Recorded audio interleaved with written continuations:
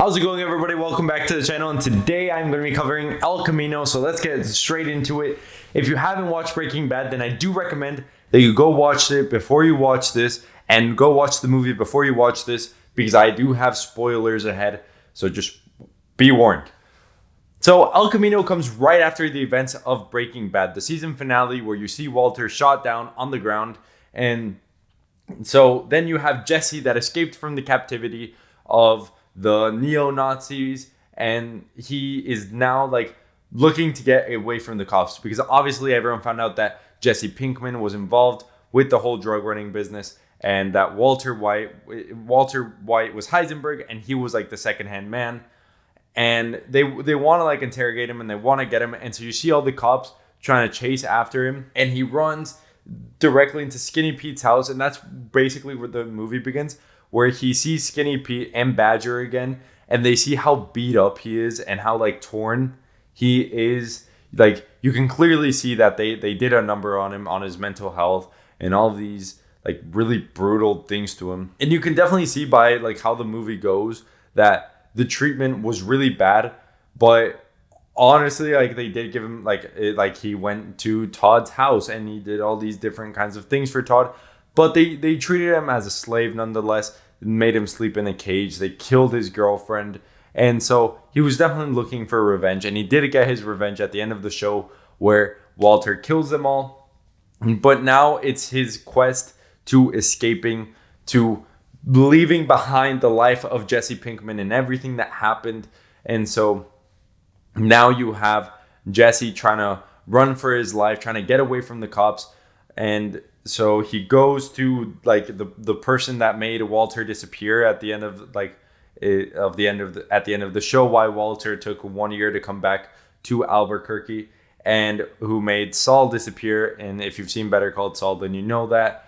I haven't watched Better Call Saul yet, so no spoilers in the comments, please. And so now you enter like this part where you have Jesse trying to leave through that same guy, but in the show you can clearly see how he blew off the guy because he found out that the cigarette had been, like, the ricin cigarette had been lifted, therefore beginning his whole grudge with Walter White. And where the end of the show ends up happening is through that. This guy's like, I'm not gonna take you unless you pay me double, or like and do all these things, and if I could recommend you something, it'd be just leave. And what Jesse wants is to get a new identity, get his money. And he remembers that Todd kept his money somewhere safe, and he went over to Todd's house, got the money, and gets into these whole entire problems. The thing that I see about this movie, and it's not a bad movie, you get Bryan Cranston returning as Walter for one last time, and in like a scene from the past, and you have like obviously the ending to Jesse Pinkman's story. The thing that I think about this movie is that it was just an extended version of the Breaking Bad finale. Like, it was just another 2 episodes of what it was supposed to be, but they couldn't make it 2 episodes because you have your main character dead, and a lot of people weren't going to want to like see that. So then when there was a demand for knowing what happened to Jesse Pinkman after it, they made the movie El Camino. And I think that it's a very good movie to give him that ending, because at the end of the movie he does end up leaving with this dude and disappearing to Alaska like he said he would. He always dreamed of being in Alaska. Well, not always, but in the show he does say that Alaska sounds like a good idea, and he ends up leaving to Alaska. I just the way I see this movie is an unnecessary movie in a way. It's not a bad movie. It's not bad, but it is pretty unnecessary, because obviously you could have imagined that he'd try to go to get the extraction point and try to do all these different kinds of things to escape this life that he lived. But getting a full movie where there are people that steal from him, and so he needs the full amount of money, and so he goes, kills these people, and gets the money, and then escapes. It's a good ending for Jesse, but I think that the way that I do feel like we were supposed to get his ending. Don't get me wrong. It's just the idea of how it ended. I feel like they could have done something a bit different with the character. although I am happy that it ended good for Jesse, especially after everything that he had been through, you know, with Brock and Andrea, with Jane, everything that went down with Walter, being a slave for a year. You see that side of Jesse where you really just want him to be okay at the end. And you do get that. And Aaron Paul does an amazing performance as Jesse, his last performance as Jesse. And I really enjoyed watching it. It was an amazing show. I really enjoyed watching it. Yeah, it's been an entire ride. And I can't believe that the whole Breaking Bad, like the shows are over.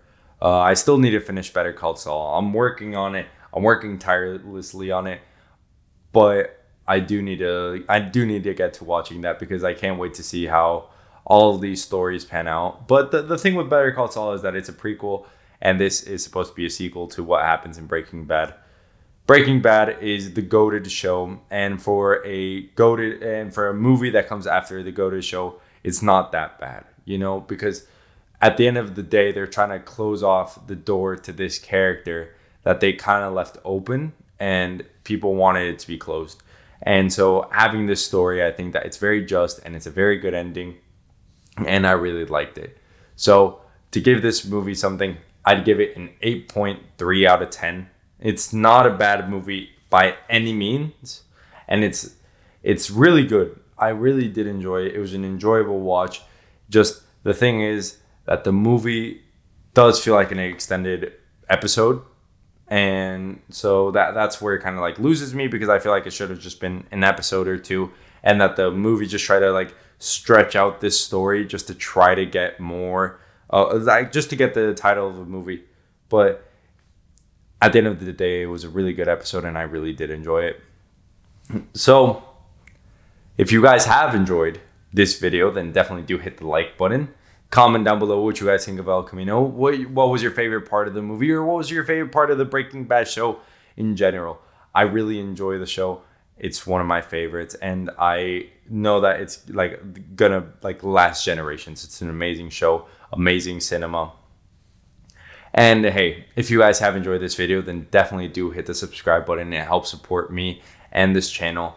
And I really appreciate every one of you guys who have subscribed. Right now, at the count that I'm seeing, it is 236. I know we can get these numbers up, but I need your help to do so. So thank you everyone for watching this video. I will see you all in the next one. Peace out and take care.